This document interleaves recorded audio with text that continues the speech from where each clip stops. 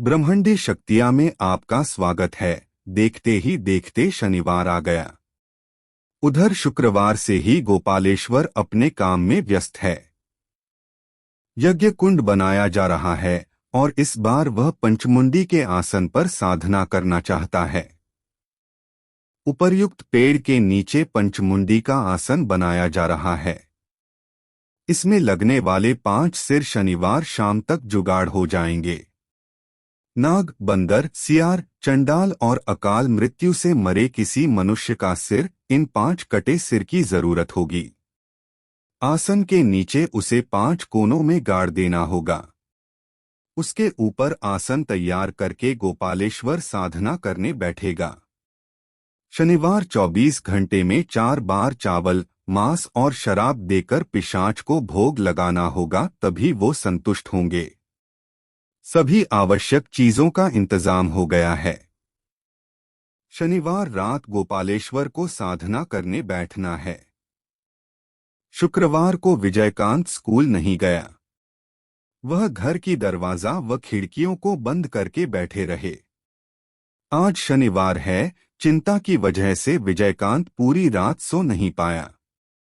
भोर होते ही कोई उसके दरवाजे को खटखटाने लगा। बहुत देर तक वह डर के कारण बिस्तर से नहीं उठा।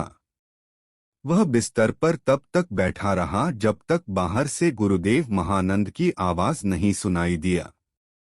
गुरुदेव के आवाज को सुनते ही वह दौड़कर गया और दरवाजे को खोल दिया, फिर उनके चरणों में गिरकर रोता रहा। महानंद जी ने उसे शांत कराया। विजयकांत ने पिछले 1 महीने के घटनाएं गुरुदेव से बता दिया।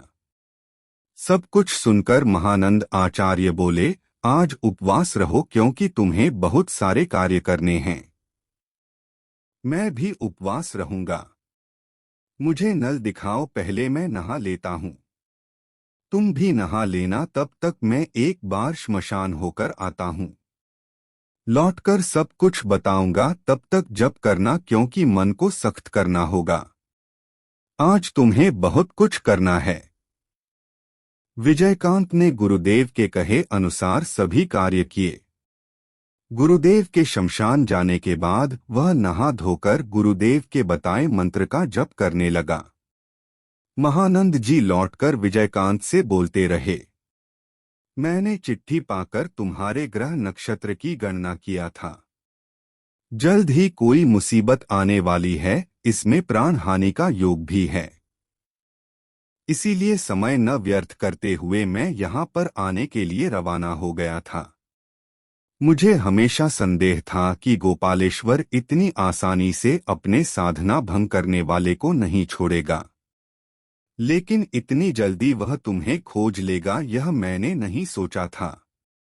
लेकिन मुझे पहले ही सोचना चाहिए था कि इनके पास वशीभूत प्रेत पिशाच भी रहते हैं, जो तांत्रिक के कई कार्यों को करते हैं। शायद यही प्रेत तुम्हें परेशान कर रहे थे। तुम्हारा देह बंधन था, इसलिए कुछ नहीं कर पाए।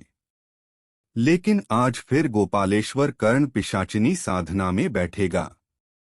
मैं उसके सामग्री व साधना स्थल को देखकर आ रहा हूं। इस साधना का प्रभाव तुम्हारे ऊपर पड़ेगा। वह तुमको खींच कर ले जाने की कोशिश करेगा, लेकिन तुम उसे रोक नहीं पाओगे क्योंकि आज वह पंचमुंडी के आसन पर बैठकर साधना करेगा। वहां पर बैठकर वह और भी शक्तिशाली हो जाएगा। रोते हुए विजयकांत बोला, गुरुदेव तो क्या आज ही मेरा अंतिम दिन है? आज ही है मेरा अंतिम दिन। नहीं बेटा, इतना मत टूट जाओ। शुभ दिन तुम्हारा जन्म हुआ है, तुम पर भगवान की कृपा है। लेकिन गुरुदेव आपने ही तो बोला कि वह मुझे खींच कर ले जाएगा।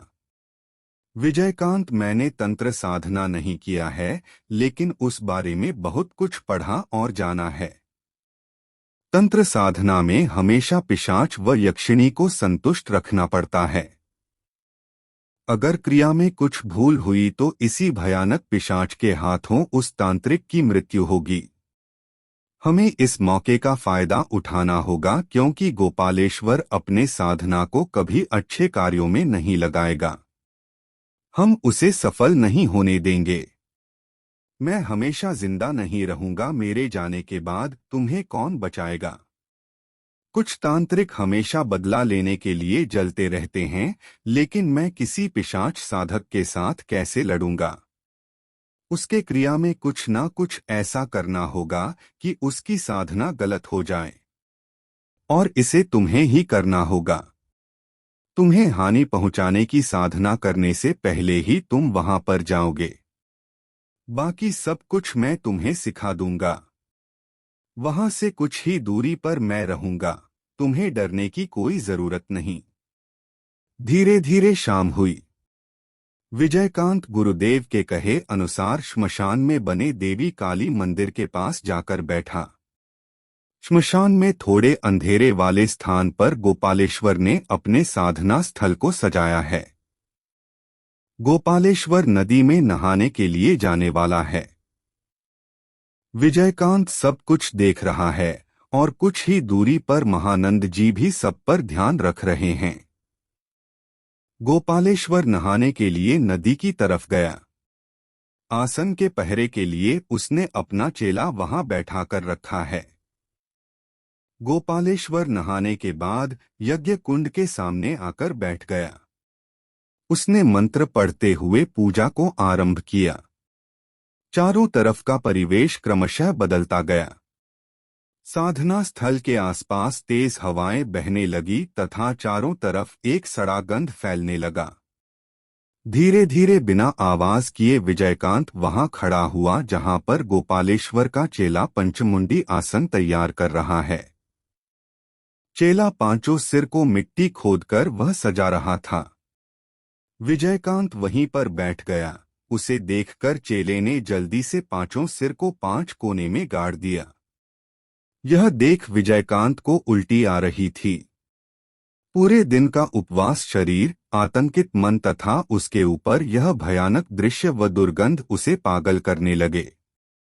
विजयकांत इच्छा हुआ कि यहाँ से भाग जाए, लेकिन इससे तो उसका कोई लाभ नहीं होगा।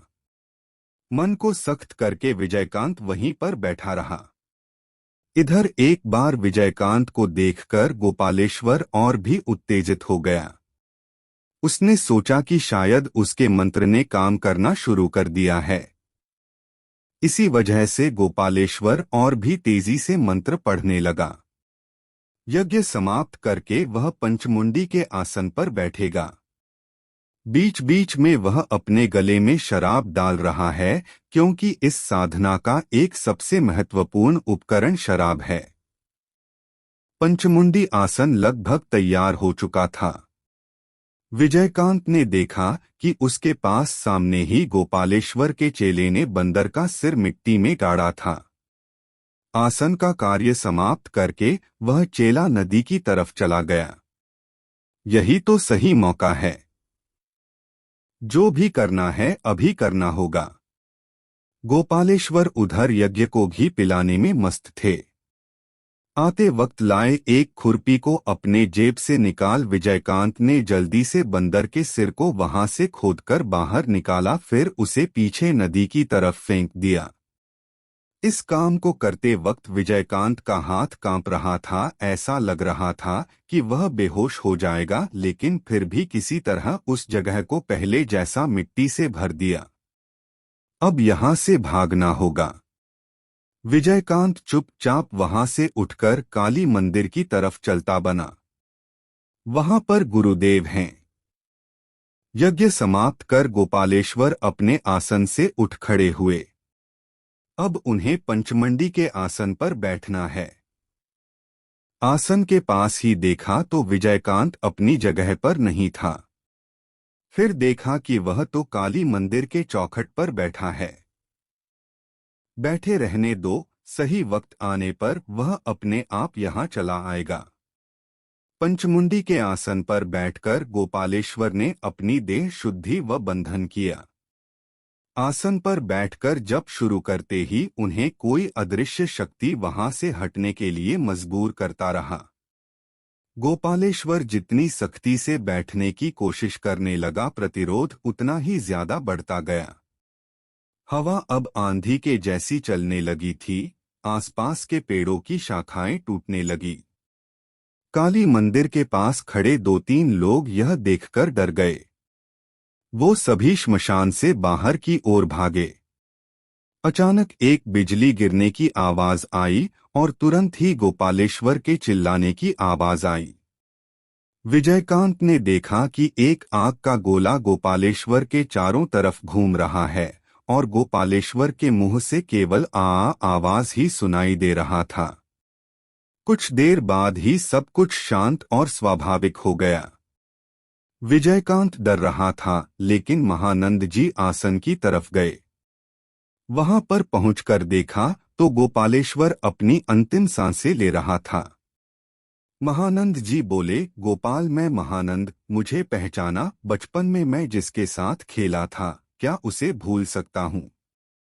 क्या इस कार्य को तुमने अंजाम दिया? नहीं गोपाल, मैंने अपने हाथों से कुछ भी नहीं किया। लेकिन मैं अगर ऐसा ना करवाता तो तुम एक निर्दोष की जान ले लेते। अब तुम ही बताओ, ऐसा मैं कैसे होने देता? अंत में जो करना था तुम्हारे पिशाच ने ही कर दिया। गोपाल, तुम्हारे साधन कार्य में गलती हुई है। गोपालेश्वर धीरे धीरे बोला, पिताजी की बात ही सत्य हुई नंद। उन्होंने मुझसे एक बार कहा था कि मेरी अकाल मृत्यु होगी। गोपालेश्वर वहीं अकाल मृत्यु मारा गया। इसीलिए महानंद जी ने उसके शव को नदी में डाल दिया और फिर खुद नहाकर विजयकांत के घर पहुंचे। अगले दिन गुरुदेव अपने घर लौटेंगे, इसीलिए विजयकांत ने पूछा, किसने मारा तांत्रिक को और क्यों? पंचमुंडी आसन गलत है, यह जाने बिना ही गोपालेश्वर साधना करने बैठा था। लेकिन कर्ण पिशाचिनी इतनी बड़ी गलती बिल्कुल भी माफ नहीं करेगी। कर्ण पिशाचिनी ने ही गोपालेश्वर को मारा। इसीलिए कर्ण पिशाचिनी साधना बहुत ही भयानक है। थोड़ी सी गलती भी जान से हाथ धोने के लिए बहुत है।